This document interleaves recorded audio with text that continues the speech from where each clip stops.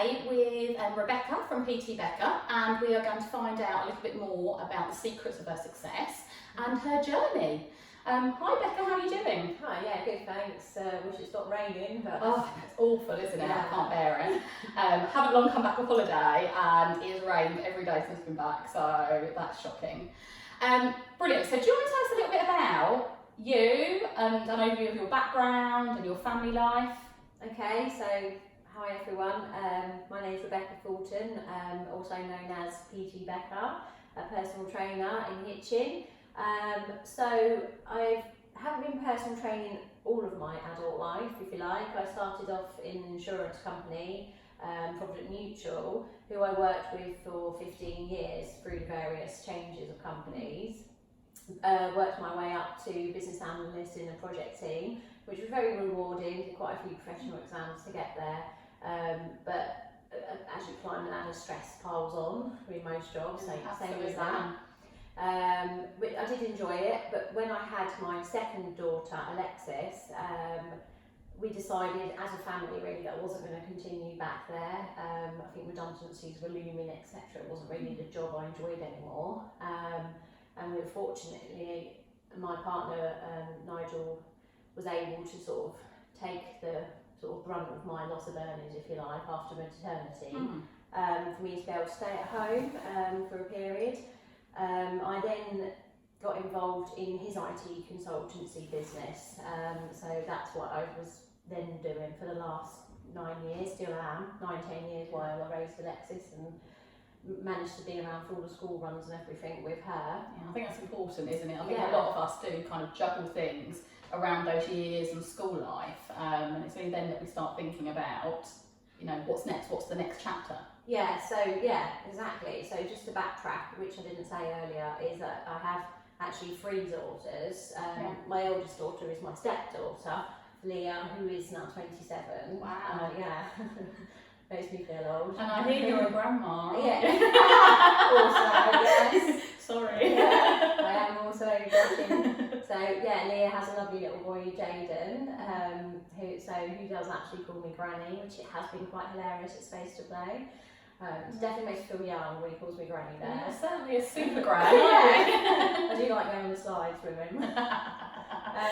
Yeah, so I have Leah and Jaden, and then have Olivia, who's actually doing her GCSEs at the moment, which is another stress to add into the household. I can imagine. And little Alexis, full of life, who's just gone off on a school trip today until Friday with school Fazel's Wood trip in this lovely weather outside. So yeah, life's quite full on. Like I said, I also support Nigel.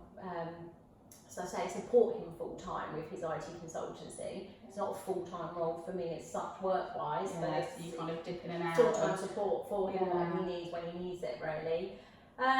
So sort of brings me up to a point where the girls were kind of getting older, getting their own interests, becoming a little bit more self-sufficient in certain things, and I started to think I felt a little bit redundant at home. I like to be needed, I like to be busy, I kind of like the hustle and bustle, and whatever you moan, I kind of like the stress of people being dependent and needed, and I've been used to it for a long time. And I started to notice with Alexis, especially this last year, she's kind of become, I suppose, I don't really like the word much, but almost a little bit tweeny, you know, they get a little bit older, doesn't really want mum around as much. Asserting her independence a little bit. Yeah, I can relate to that. And I started to think, what is my life now made up of? What am I fulfilled with? And I thought, I don't feel totally fulfilled anymore. And I think sometimes, you know, you can get yourself feeling stressed about silly things. You worry about things you don't need to worry about because there's just not enough fulfillment going on.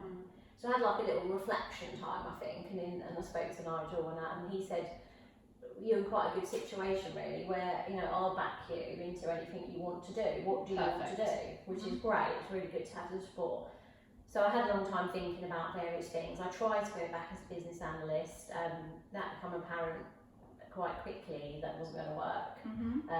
I was getting some interest, a couple of interviews, and the money was going to be really good, but they sort of wanted your right arm. Yeah. Yeah, you I can. can imagine it wasn't going to fit very well with family life. No, it really didn't, and I think all women that have had a career will feel the same. It's such you're torn. So it was kind of like, yes, we'd love to have you on board. I felt really empowered. I felt, yes, this is great. I'm going to do something for me. It's going to be about Rebecca, not Mum. And then we get to nitty gritty, and it'd be like, right, well, it's 40 hours a week. You're going to be working here, here, and here. There's a little bit of travel to this country, a little bit of travel to this country, and I thought, oh right. I started like trying to add up the logistics of family life, and I thought this isn't going to work. No. Not very easy. And I thought, no, this isn't for me. So back to the drawing board, and then Nigel kept saying, well, what do you really like doing? What do you want to do? What do you enjoy? So I was like, fitness. I've always loved it. I've done athletics at school, group sports at school. I've literally lived in gyms for the last 20 odd years. And I thought, I know so much about fitness. I've been to so many Les Mills classes. I've trained myself. I've trained with a friend. And I thought, do you know what? I'd love it if I could get a career out of fitness. That's what I would really, really love to do for me. Fab. So that's how. So that personal training you became a personal trainer. Brilliant. So how did you go about kind of enrolling on a course? Did you have to put a lot of research into it? And what made you decide who you went with, and how did you train? Yeah, good question. So yeah, all of the above really. So I started talking to people that I knew at gyms that I went to, some of the trainers at the gym, some of the people that took the classes. I got on Google and basically research, and looked for reviews. And then I came up with the company, who they're actually based quite locally, but they offer out sort of national training. Okay. So basically it was at-home learning. Excellent. Yeah. So again, you could study around the family. Yes. Brilliant. Yes. So it was all at home. There was a couple of day courses locally, but other than that, it was all like webinars and modules. So you can sort of get login.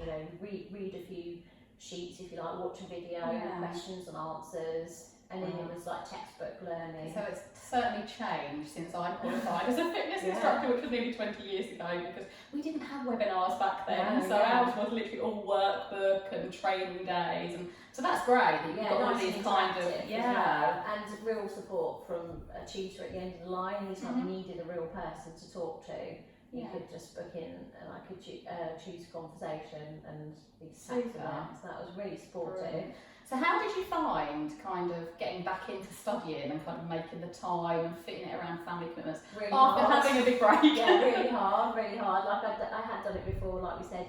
So I did my A-levels, I didn't do university, but I did professional exams when my oldest was a baby. And that felt a lot easier then. Like you said, there's been quite a big gap, about 10 years of sort of not really any studying. It's almost like you have to train yourself how to study, don't you? Exactly, Which is really bizarre. No, but you're right, that's what happened. I had to do that. So I found I was just faffing away hours to start with, sort of watching things, not really getting it. So exactly that. I had to sort of realise I wasn't being that good with my studying. I wasn't really retaining the information, but wasting hours. So first of all, obviously I had to timetable the studying in, but then I had to relearn again to make it effective. And I think it was just trial and error really. I didn't really go anywhere or find that out from anything. I think it slowly came back to me. So I suppose the beauty with home study is that you can work at your own pace. So everybody will learn at a different rate, and that's fine. I mean, it was when I did the fitness instructor course first, it was open for a year, and that's what I really did. I think you need to take the pressure off. If you can take the pressure off, then you feel a lot better. But in the same breath, you need to apply a small amount. Just try and set yourself targets and goals. Going for goals and planning and all of that is the key, really. How were your family around that? How did they support you and kind of help you through the whole process? Yeah, well, good, because luckily for me at the moment, the girls are all full-time school. So I just had to so I definitely had the school hours to study in, and I had to timetable everything. So what I would say, the key to literally everything that I do is proper time management skills. I mean, have a diary, have a timetable, and I segment everything by hours. Brilliant. So like time block it. And even my social life. I know it does sound really bad. stand. I have to do it, otherwise I forget everything. I really do. Yeah, so I time block things out, and I really do have to stick to it. And then it's a bit like, that's how, I mean, Olivia's doing really well with GCSEs, sort of same mythology really. Yeah. She's had timetables that she's stuck to, including breaks, rest, social time. And it's made her feel more in control. I think it empowers you. Absolutely, and that will be so valuable to her as she progresses through life, because as you've seen, she can draw from that and apply that theory into lots of different aspects of her life. Exactly, yeah. So, fast forward, you qualified, brilliant news, and you've been doing it for a little while now. So, tell me a little bit about what you do now and what your working week's like, really. Okay, so again, working week, I like to have my timetable, and that being said, we have to be a little bit fluid, because you'll get a new client in, or a client will change time, these things are inevitable, so you have to be able to have a little bit of swapping around. So now I have gone completely freelance as a personal trainer. So I like to train people in their own homes, or their office or gardens. Maybe homes and gardens at the moment are more popular. I do one-to-one training, I can do small group training, so it's great for somebody, and these are the people I really wanted to reach out and do it for. People that don't want to be part of a gym, so many people don't want to. It's not for everyone. It's not. Lots of people don't want to be part of the gym, they don't want people looking at them, they feel insecure about going to the gym, or they actually just don't like to be in an environment with lots of other people. They like the noise. There's lots of reasons why people don't like the gym, or perhaps expensive memberships. They don't feel that they know what they're doing there, or they're getting the best value. So by going to a client's home, they have my undivided attention. They don't have to travel. It's in their own privacy of their home, but they can still have a really good motivational, thorough workout. And I bring kit with me.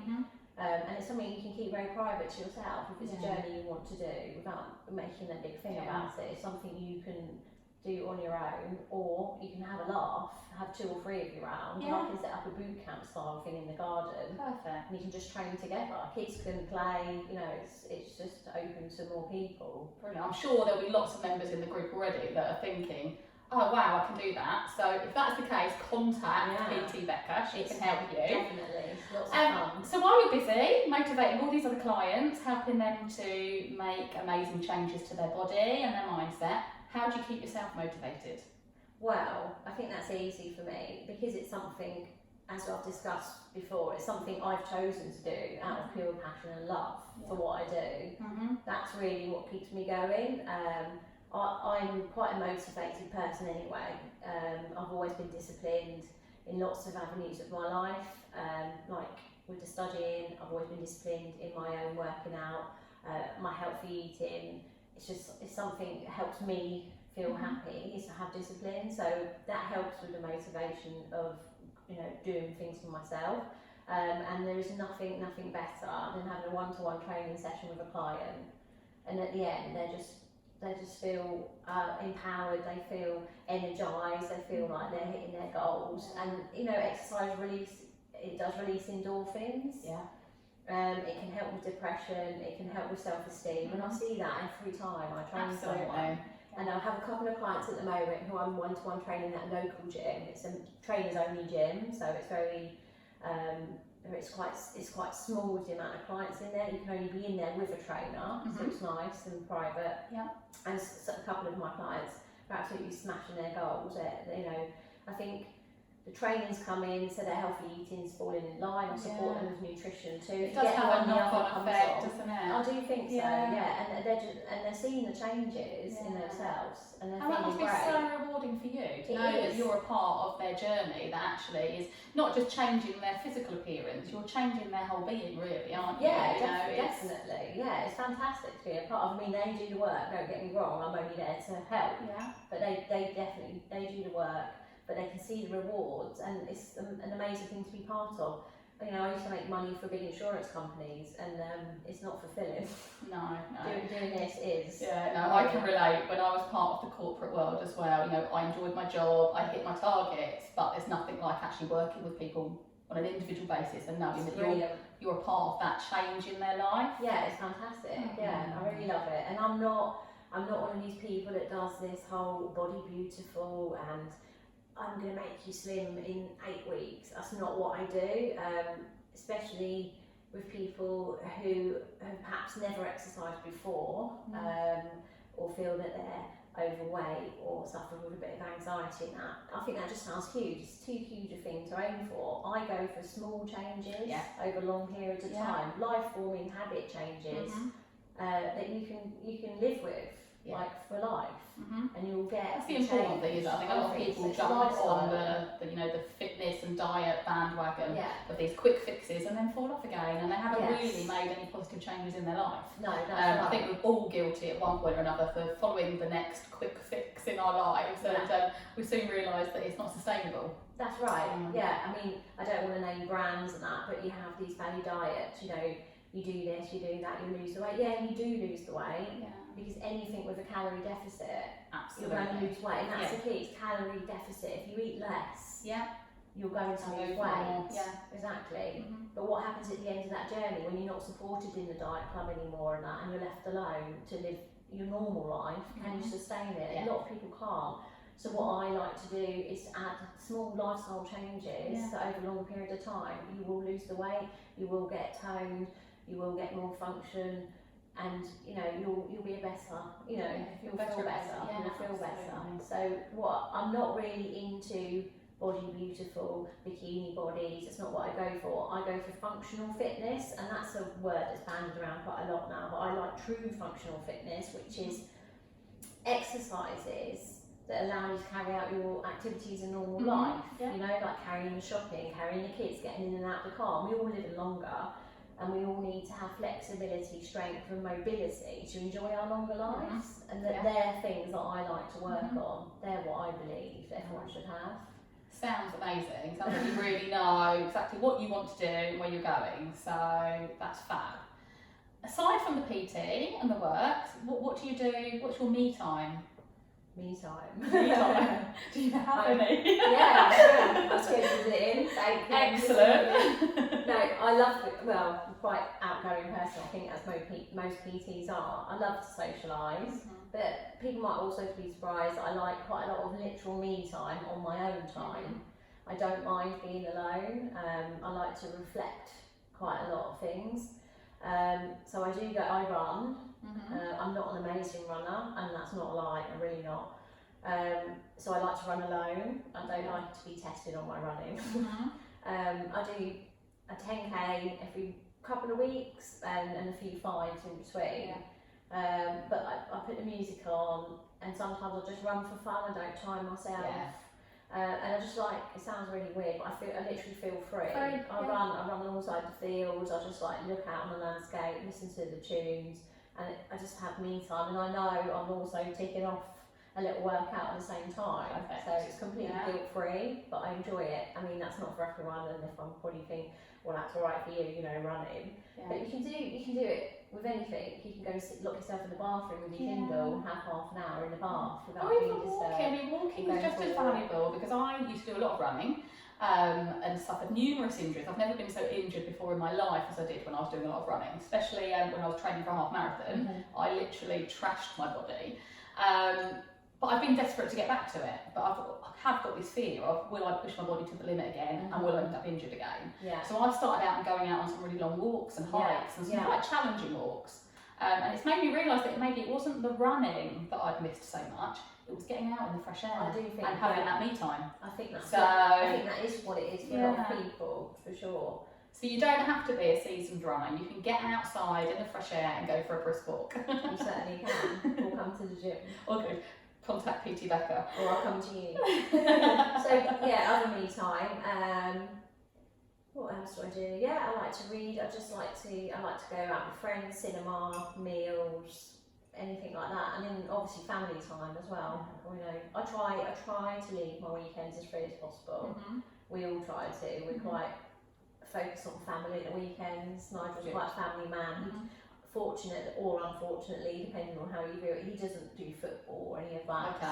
We really do try and spend weekends together. So you can actually do activities as a family without. And we do that quite a lot. And we like hiking together as well. It's not all about money. Like you know, like with your games night, we often will get the Monopoly out and things like that and do things together. It is, it's just quality family time really, isn't Yeah, it? I mean, and TV, I don't watch a lot of TV, I don't, to be honest. By the time I've sorted the children out, done the tea and all the jobs, and there's not a lot of time, but I'm guilty of a box set or two, Killing Eve. Oh, it's a good one. So what are your future plans? Where do you see PT Becca going, and what can we see from you over the coming months and years? Well, exciting. I really, really, really want to reach out, as I was saying earlier, to the people who do not go to the gym already for various reasons, time commitments, childcare commitments, because they feel, they feel conscious about going to the gym and being seen. Or anyone who feels like that should contact me for a consultation. We can have a chat about what your goals are, what do you want to achieve, what changes do you want to make, and I'm absolutely sure I can help everybody. And I just think that's what I really want to work on, is helping people in their own homes or gardens, and because there are less and less gyms with creches, because I don't even know any with a creche locally, so that's a massive barrier. People say time's a massive barrier. Well, if I come to you, you're literally giving up that hour. You can schedule it in. You don't have to travel. Money, well, it can be fairly reasonable rates, especially if you train with a friend or a small group. And it's just, I think people just feel panicked. I did a post the other day, people are like, oh, I don't know what to do, what do we need? If your tooth hurts, you just book a dentist appointment. If your hair needs cutting, you book a hairdressing appointment. You just turn up. Yes. It's the same with training. Just book it. That's a really good mindset to have around it, absolutely. But it's true, I think people are like, oh, I don't know what to do, but that's not your job, that's my job to help just you. Book the appointment. Just book it, just book for a chat, and then we can go from next small steps. And I think that's the first step, is just having a chat, and that's free anyway. I think that's what worries people. That's great. It sounds like you definitely know where you want to take the business, and that you're already kind of making steps towards your ultimate goal. Yes. So that's really, really good. Thinking about it now and kind of reflecting, is there anything that you would have done differently throughout kind of the training and starting your business now? Anything, words of wisdom that you could give to somebody else that's thinking about going down the same route? And this isn't a plug for you, but I definitely think, if I could have tapped in on some supportive advice, like from a careers advisor, a life coach, someone like that at the beginning, I just think my time could have been much more effective. Just some guidance or someone to sort of, that I could have just chatted to, a bit like we are now, and just said, look, this is how I feel in my life, this is what I think I would like to do, I'm not really sure, and for somebody to just give me some real pointers, a little bit of homework on it. Really good to know. That is probably the main purpose that I started the group for, because it was something I was certainly seeing a lot with people I know and clients that I see in the photography business, is that we all, as mums, seem to go through this stage, this learning curve of not really having any clarity and not really knowing where we're going. Exactly. So. And also just having people you can be open and honest about, and say that's how you feel, and just say, yeah, well, that's fine, I feel like that too. And so this group's great for that, and I think if we're stronger together, and if we can share our ideas and support, and we all have different talents in so many areas. Absolutely. And I think if you can tap into that and just have that support and share your wisdom with each other, I think anyone can do anything. I think that's absolutely right. Now, we did have a couple of questions that come through from other members of the group. I think we've probably covered them, but I'm going to ask them anyway, just so they know that I haven't ignored them. So the lovely Ria asked, I struggle to find the time to exercise with my 2 young children, 3 years and 18 months, alongside school runs, managing the home, running my business, which takes priority. How have you juggled being a mum and running a PT business? And do you have any tips on how to interstate exercise into a busy schedule? Excellent, good, very good question. I think it's something that a lot of people struggle with. That's what we were talking about. So I think, again, I know schedules sometimes have to be a bit flexible, but literally time management, schedule your working day into your blocks of what you need to do, when you need to do it, and include your exercise into that. Prioritise what you want out of your life. Things are a must, school runs are a must, Your business is a must. Obviously, getting shopping for food is a must. Exercise should be in there. Yeah. A must. Yeah, I It should completely be in agree. there. So get your musts sorted out, and then and put them into your schedule. That's how I have to operate to be efficient and effective and to achieve what I need to achieve. So I'll recommend that. And also with the exercising, as I've mentioned now probably a few times, get a trainer that can come to you. Yeah. With your children. I mean, I've got children. It's not embarrassing for you if they interrupt you or start joining in, or they play in a different section of the garden. It's fine. It's fine. We can work around that. That's what I want. I really want to get rid of all these barriers. Yeah, fabulous. And the last question was from the lovely Jane. And Jane would actually like to know how to get from fat to fit. Okay. What a terrible word to use. Fat. I hate that word. And those of you that will know Jane will know that Jane is amazing and she's already made lots and lots of positive steps herself. But anyway, that's me interrupting. No.